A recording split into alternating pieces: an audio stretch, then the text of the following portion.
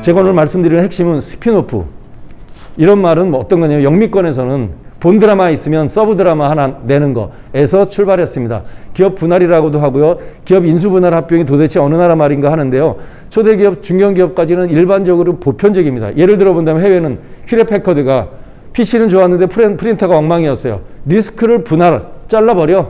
어려운 거는 잘라버려서 그건 따로 가게 라고 하는 것도 하나의 스피노프 기업 분할이고요.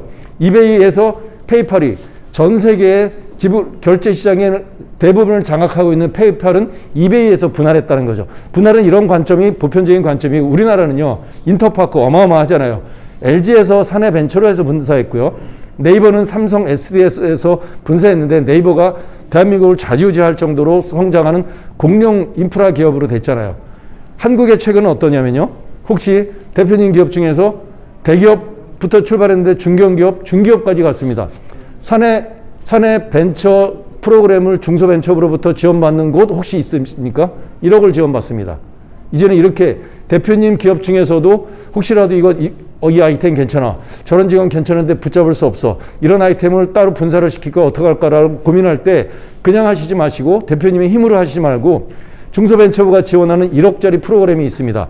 그거 1년 동안 인큐베이팅 한 다음에 그 다음에 분사시켜주는데 그러면 분사된 그 팀이 어떻게 되냐면 독립법인이고 대표님이 거기를 또 뭐 주식으로 또 여러 가지로 할 수 있는데 그 기업이 창업기업의 세계로 들어가서 대표님의 기술력이 그 기업에 그대로 갑니다. 그 기업이 창업의 세계, 대한민국 창업 생태계에서 온갖 정부 지원 자금을 받으면서 성장할 수 있는 성장의 견인차 중에 하나가 사내벤처 육성사업 이런 프로그램이 있는데 그렇다면 대표님 기업은 어떻게 할까요? 이런 방법 저런 방법 그런 방법도 있는데 대표님 기업에 맞는 적합한 솔루션도 있다는 사실입니다. 정부 지원 사업을 종류별로 한번 이렇게 그림을 그려봤습니다. 오래된 기업이라 하더라도요. 그 기업을 적격 창업을 별도로 시킨다면 창업 지원 자금이라고 하는 0년부터 7년까지 받을 수 있는 2조 원 정도의 예산 중에서 대략 몇 억 정도는 도전할 수 있다는 거예요. 영세한 기업도 도전하는 판인데 대표님 정도의 기술력과 이런 역량을 갖고 있다면 그런 것 정도 컨트롤하는 거 어렵지 않겠죠. 창업 지원 사업의 영역입니다. 대부분이 중소벤처부가 정책을 좌지우지하고 있고요. R&D 지원 자금도 다른 부처 많지만 중소벤처부 예산 중에서 창업기업에 해당하는 독특한 예산들을 노린다면 아무래도 리그가 대표님의 수십 년의 기술 노하우를 갖고 있는 기업을 전략적으로는 창업을 했다고 치는데 그 기술력이 다 녹아 있겠죠. 비록 작은 신생기업이지만요. 신생기업이 엄청나게 많은 사람 중에서 독보적인 거라면요. R&D 이런 길로 가는 것 어렵지 않습니다. 저희가 자문하고 있는 것들이 창업 자문하고요. R&D 자문하고 있고요. 전략적으로 목적 자금도 있습니다. 심지어는 노동부가 주관하는 사회적 기업 중에서는요. 5천만 원, 1억, 2억 원을 돈을 현금으로 무상 지원해주는 이런 프로젝트들도 많이 있다는 거죠. 참으로 많은 정부의 지원 혜택들이 있고요. 절세 지원이라고 하는 것이 이렇습니다. 오래된 기업한테는 주지 않는 절세 지원.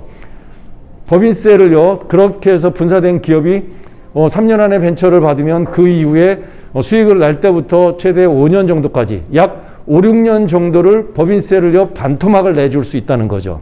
심지어는 그 기업이 전략적으로 부동산을 취득해요. 30억짜리 취득하면 수도권 과밀억 채권력은 부동산 취득세가 중과세 되지 않습니까? 75% 감면이라고 하는 혜택은 대표님 기업에는 없는데 적격 창업한 기업에는 엄청나게 많은 혜택이 있다는 거죠.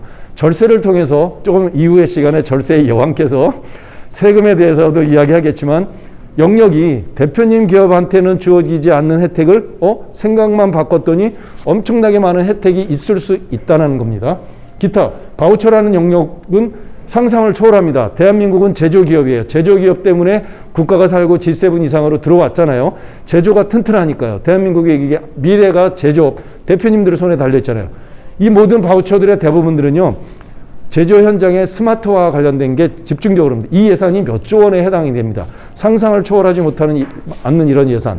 이런 것들이 있습니다. 뭐 그런 세부적인 거는 별도의 시간을 통해서 또 말씀드리겠지만요. 실제로 한번 이게 저희가 지금 현장에서 자문하고 있는 코치하는 영역입니다. 제조업으로 20년을 됐습니다. 개인기업이래요. 그 기업에 힘을 쏟을 수 있는 게 많지가 않습니다. 국가적으로도 그렇고 저희도 그렇고 대표님도 힘 많이 쏟기가 어려워요. 현실적으로. 그런데 제조기업에서 적격 창업을 한번 전략적으로 아드님이 됐든 동생이 됐든 누가 됐든 혹은 대표님이 될 수도 있습니다. 그렇다면 적격 창업한 기업에서 그 기업에 힘을 쏟으면 그 기업에서 벤처를 받잖아요. 그러면 법인세 5년 동안 감면, 그리고 그 기업에서 부동산을 취득했어요. 75% 감면, 자금 조달도요. 창업기업은 무지막지하게 많습니다. 중진공 기보신보가 어서 오세요. 이런 기업은 안 도와줄 수가 없습니다. 그 기업이 시설자금이 최대 적격 창업한 기업은요. 40억까지 시설자금을 받습니다. 운전자금 받는 것도 일도 아니고요. 대표님이 정책자금 뭐 크게 고민 안 하시겠지만 창업된 기업은 힘든데 그렇게 전략적인 창업한 기업은요. 국가자금이 내 자금일 정도로 손쉽게 할 수 있다는 거죠. 그 다음에 어떻게 되냐. 모기업을 인수하는 거죠. 모기업을 인수하는데 이 기업의 모든 것들이 왜 LG만, 왜 삼성만, 왜 포스코만 기업 인수 분할 합병이 있을 거예요. 대표님 기업에도 얼마든지 아마 이 중에 뭐 10분 중에서 한두 분은 당연하게 하시겠지만 그렇지 않은 대표님들이 계시잖아요. 그 다음에 국가로부터 받을 수 있는 온갖 것들을 지원받는 것. 실제로 지난달에 자문이 시작돼서 이번 달 진행하는 기업이 있습니다. 인천에 있는 기업이에요. 소프트웨어를 하는 기업이긴 하지만 약간 하드웨어스럽습니다. 15년 된 기업이에요. 개인 기업. 세제 혜택 아무것도 없잖아요. 그런데 배우자 명의로 해서 법인 기업을 만들었는데 3년이 지났어요. 그리고 비즈니스 모델은 조금 이렇게 아날로그한 이런 비즈니스 모델이에요. 산뜻하고 뭔가 혁신적인 아이템이 없어요. 별도로 해서 적격 창업 시켰어요. 그래서 준비해서 이번에 적격 창업을 했습니다. 이번 달부터. 그 기업을 자문하지 현재 기존에 있는 기업 자문하는 거는 제가 노력 100 해도 산출물이 200 나오기가 어려운데 여기 기업에 100을 자문하잖아요. 산출물이 1000, 2000, 3000이 나올 수 있습니다. 말하자면 그런 부분이죠. 여기에 모든 것들이 힘을 집중하고 있어요. 사업계획에 전략 집중, 인증에 대한 집중, 기술에 대한 집중, 부족한 기술은 갖다 붙이기도 하고 융합시키기도 하고 여기에 매출 올라가죠. 정부로부터 지원받는 거 많이 있죠. 세액 공제, 법인세 절세, 취득세, 부동산 취득세 다 절감되죠. 그 다음에 저 기업을 매입을 하는 거죠. 그런다면 기존에 창업했던 창업 원년 멤버들, 대표님, 회장님들은 보상과 존경받는 기업인으로 남고 이런 부분들이 기회가 있다는 거죠. 뭐 더 이상 시간을 길게 할 수 없어서 저는 부상한 정부 지원 사업 자문하고 있고요. 뭐 나중에 연락처가 필요하다면 연락처가 있습니다. 혹시 뭐 궁금한 사항은 한 가지 정도 받을까요? 어떻게 할까요? 회장. 2부 때 네. 시간이 네네. 네. 그럼 2부 시간에 그냥 개별적으로 질문해 주시면 되겠습니다. 경청해 주셔서 고맙습니다. 상담 신청은 아래 설명문에 있는 신청서를 클릭해 주세요.